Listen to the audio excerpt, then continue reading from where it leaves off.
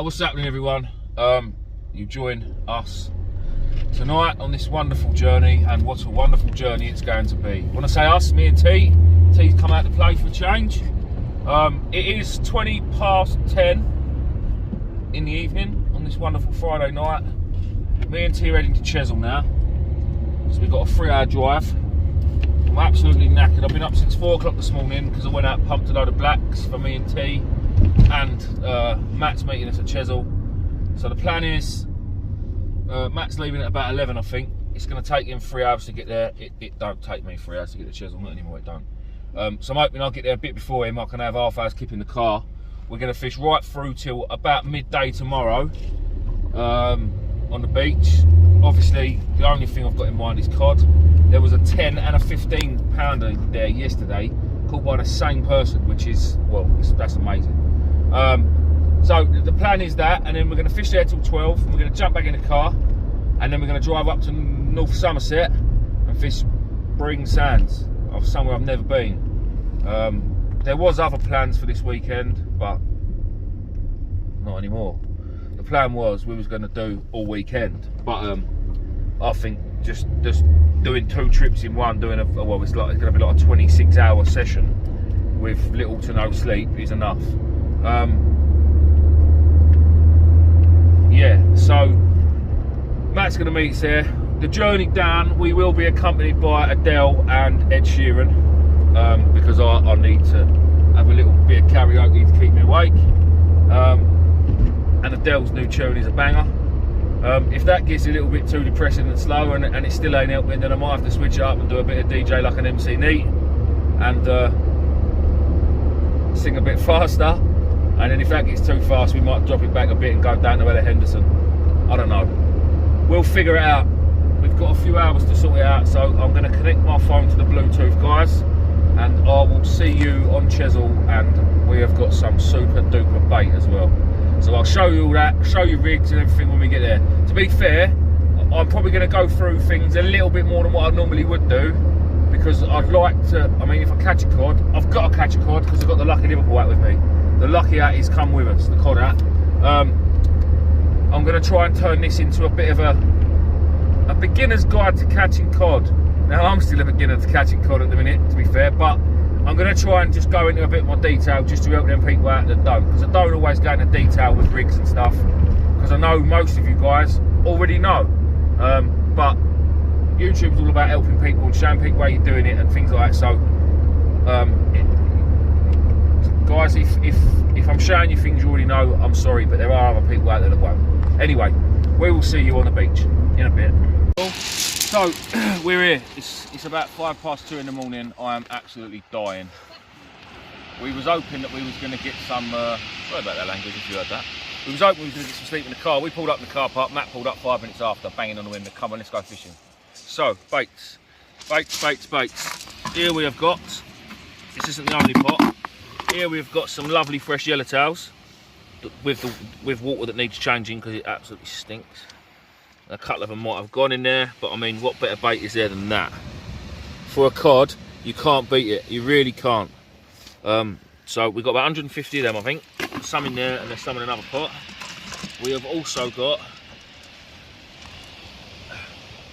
this. Now this is like mush. This morning I went out pumping, as you know, and I pumped, I don't know, a few score blacks, but I also picked up a load of blacks from my bait digger and his dad. So a big shout out to Darren, and especially you, Ken. I know you're sitting in your caravan watching, mate, and you are a legend, so thank you very much. Anyway, all the smaller worms, the bits of broken worms that are no good, they always get picked up and chucked in the bucket. If they don't, they're going to go to seagull food. So I picked up everything today because I knew I was coming here tonight. So to you and me, to a lot of people, it looks like absolute crap. If you was fishing a match, that and that, or fishing for flatfish, that on a small work is an absolute perfect bait. Nip them tails off because they're no good, they're just full of sand. But that, tipped with a bit of squid, tipped with a bit of mackerel, or even on its own, is an absolute perfect bait. But tonight what I'm doing with them is picking up 5 or 6, just head hooking them, and then banding them up just to make a little lug sausage. At the minute, I think we're fishing the worst part of the tide. Tide's dropping. We've got a few more hours till low, so I'm not really trying at the minute. But yeah, bait elastic. Talking of bait elastic, I don't really like Tronix Pro anything, to be fair. But this bait elastic's been out for a few years now, and I'm not trying to sell it because, like I say, I don't really like Tronix Pro. But I bought some the other day, and I've got to say it is brilliant. I love it. I love using it. So much better than just the normal bait elastic. So that's that.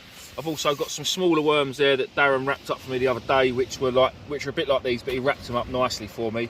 He just said, look, that they're no good to sell, but you'll be able to use them yourself. So there's 5 or 6 baits there, I reckon. Well, maybe more than that actually. I don't know. So when I grab them, I normally grab in like an handful like that, head hooking them all, so they all lay up against the hook nice and straight, and then band them up. So that's that. And then we've also got some proper blacks as well, 5 or 6, maybe 7 score of them. And Matt, I'm sure Matt said he's got some squid for us as well. So there are our baits. The main rig tonight for me is, let me get my bucket lid off again, if I can get it off. Sorry, I've got to keep checking the rods. The main choice of rig for me tonight is, like I say guys, I've said it in the video earlier, most of you would have seen this, but this is what they call a pulley dropper rig. So that blue component there, that is a Gemini pulley feed. That will connect to your main line, and then you've got a swivel dangling. You see your hook length there is running up and down.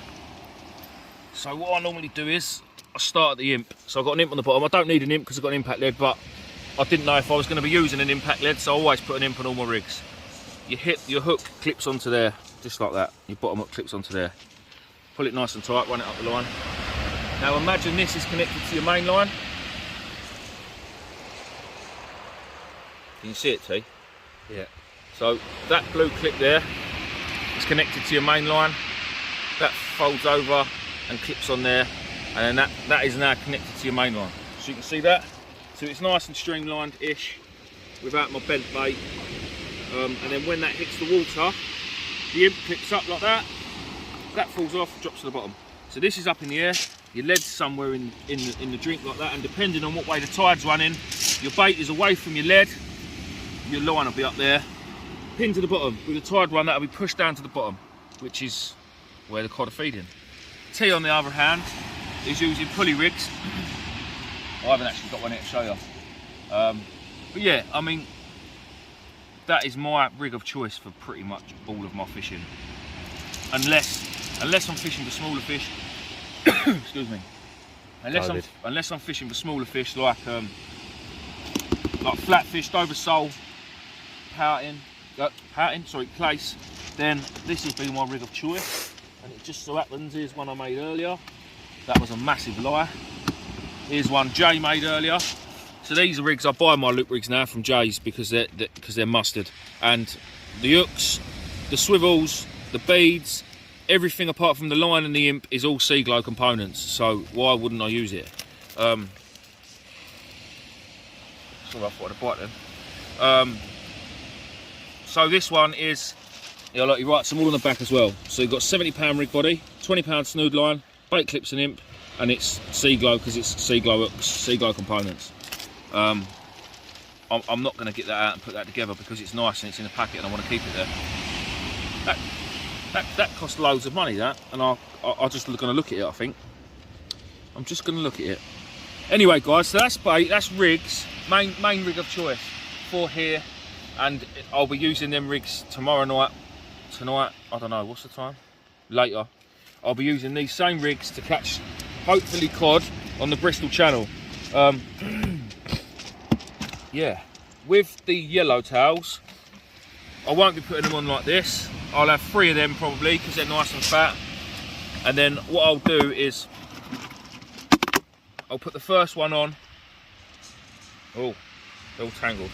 I'll put the first one on the hook head first, and then I'll put another one on it, tail first, and then alternative it. So if I'm using 3, I'll go head, tail, head, or vice versa. If I'm using 4, it'll be head, tail, head, tail.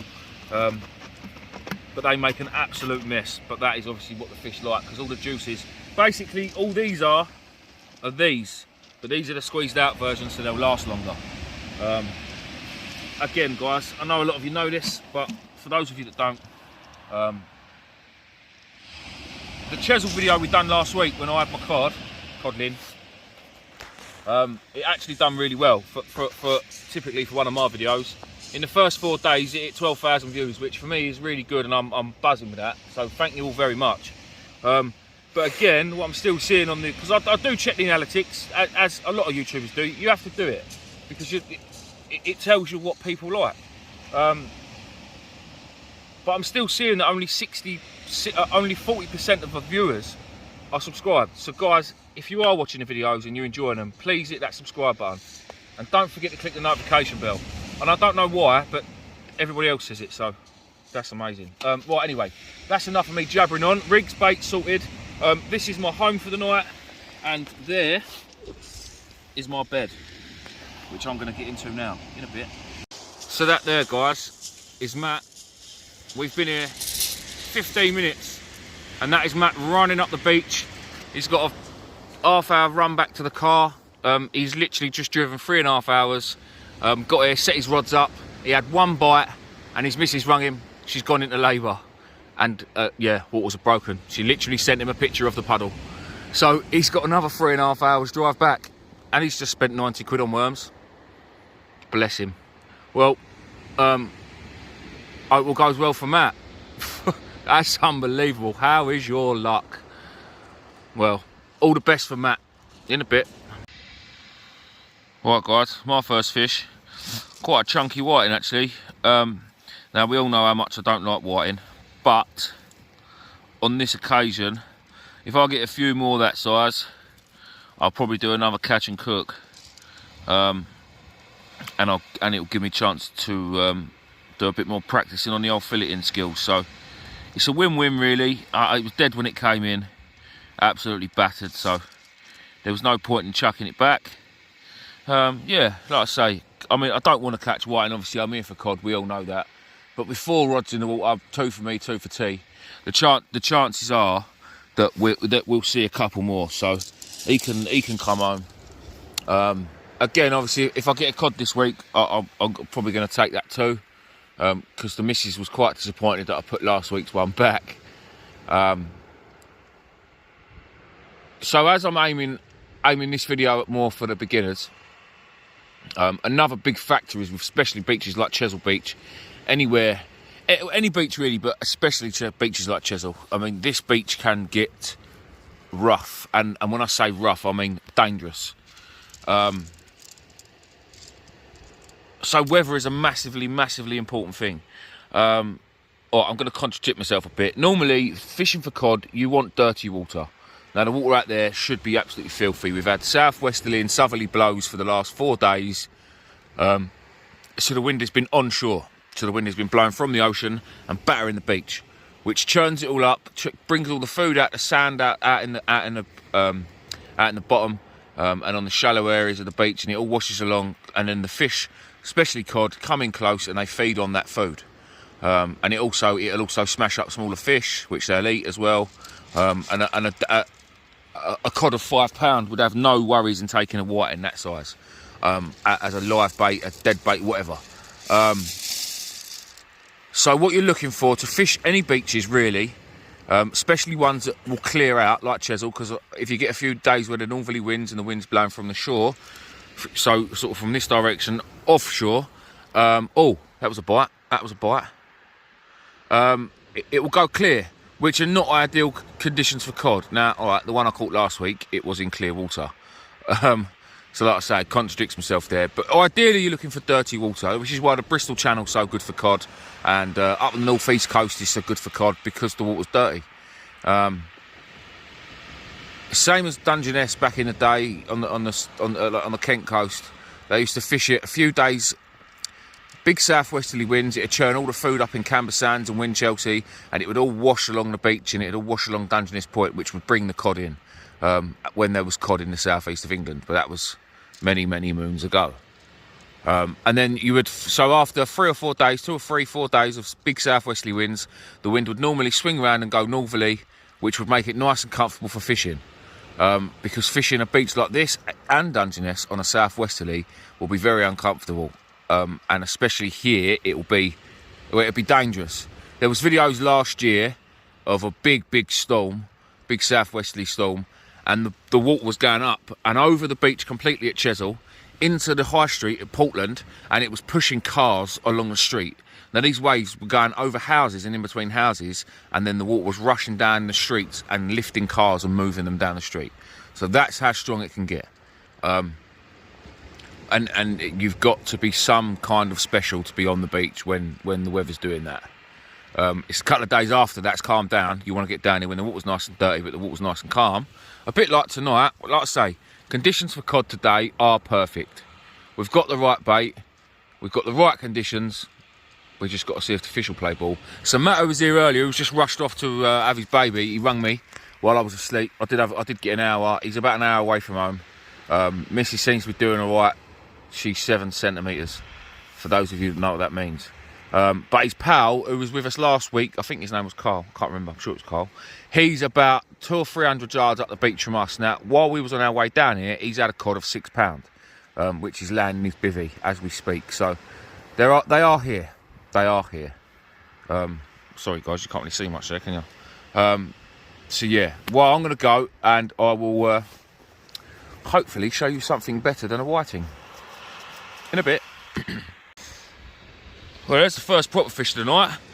Tell you a nice bass, give a cracking bite. I mean, I'd say it's just undersized, but I'll tell you what, his rod wasn't half bouncing. I've never seen him move so quick. To be fair, T's missed a couple of slack liners tonight, which is a bit of a shame, but yeah, happy days. Pulley pennel rig. What's that, with fresh outs or blacks? Blacks. There you go. There you go. We need to find his mama now. I know there's some bigger ones here, but obviously we are still here after cod, but no one's turning down a bass now, are they?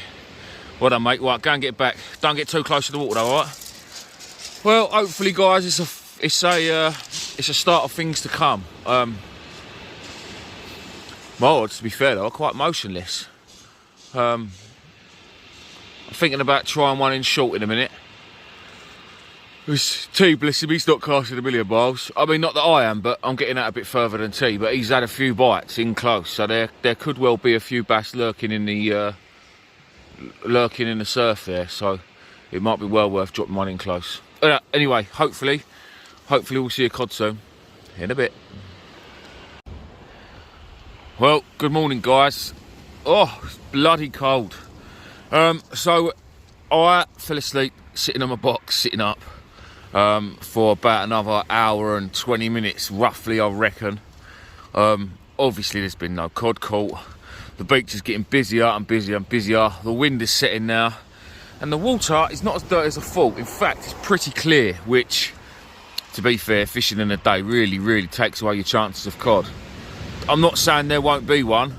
I'm just saying the chances have significantly dropped. I mean, last week I caught one in clear water, but it was at night, so it sort of darkens it down a bit, you know. So yeah, I'm not that hopeful now. Basically, I've come all the way to Chesil and I've caught one whiting. Yep, we've got about another hour and a half, 2 hours, and yeah, we'll just stick at it. But falling asleep on the beach it's no good because I'm freezing. And the worst thing is, I've got bib and brace trousers, a bit like what T's wearing there. The trousers that come up, and I've got them, but I didn't bring them because I didn't think I'd need them. I've also got an all-in-one flotation suit that would have been absolutely spot on for last night, especially if you was going to lay down and have a little kip on the beach, but no, I didn't bring that. It'll be a bit different tonight because we'll be standing up on the sand, walking around. Hopefully Wayne and Joe will be there as well, so we can have a bit of a laugh. And it'd just be a bit warmer because you're up and about all the time, whereas I'm hiding. Oh, well, look, I'm hiding up against the side of my bivvy here. It's bloody freezing. But yeah, I mean, fingers crossed something turns up, but it's another one of them Chesil trips where we've been beaten. And it happens. It really does happen. I've got to admit, when I came down last week and had that cod in the clear water at night, I thought, Chesil, completed it, mate. I've got it sussed. It's easy. Just go down there, it's a cod of chuck. That's literally what's been in my head all week. I've been thinking, I'm coming down here today, I'm going to smash the cod out. I've been looking at reports on Facebook. There's been a few cod, but then the cod to anglers ratio, there might be 100 anglers on here and 3 cod caught. But you'll only see the 3 cod. You won't see the other 100 anglers saying, no, we blanked. So that's another thing you've got to look at when you're fishing anywhere, really. Yeah, that's fishing. That is what happens. Sometimes we win and sometimes we lose, and so far we are losing. Mind you, we're doing better than Matt. At least we didn't get down here and have one cast and have to drive home for 3.5 hours in. Which I spoke to Matt about an hour ago, and the baby's still not here. So he's fuming because he could have had a couple more casts, he said. Legend. Right, yeah, I'll see you guys in a bit. Right guys, this bait's been out in the water about half an hour now. Fresh yellows, not been touched. We're packing up. I've put one rod away. T's still got a live bait out, that live bait mackerel. These few fellas here started mackerelling and they started smashing it on them little joeys. So T's we put some feathers on and we got, I don't know, 5 or 6 in the bucket, which we're going to use for bait tonight. They're going to be absolutely perfect. Take the head off, take the tail off, whole baits. On the Bristol Channel, they should be deadly for rays. So we'd like to try and get a couple more if we can, because there's a few of us tonight and it's only fair to share. Sharing's caring and all that. So yeah, we're going to try and get a couple more. We're going to make a move. Sorry guys, this video has been pretty fishless, but that is the way it happens. Sorry if there's any beginners on here that are watching. Sorry, let me just get back in my beard because it's blowy. Sorry for the beginners that are watching, that was hoping to see a few cod. Hopefully we'll get some on the Bristol Channel tonight, so look out for that video guys. It'll be up a few days after this one, and yeah, hopefully we'll see some fish. Be nice to get Wayne his first fawn back tonight as well, because Wayne's never had a fawn back, so there you go. That will be the plan. Well guys, thank you for watching and we will see you on the next one.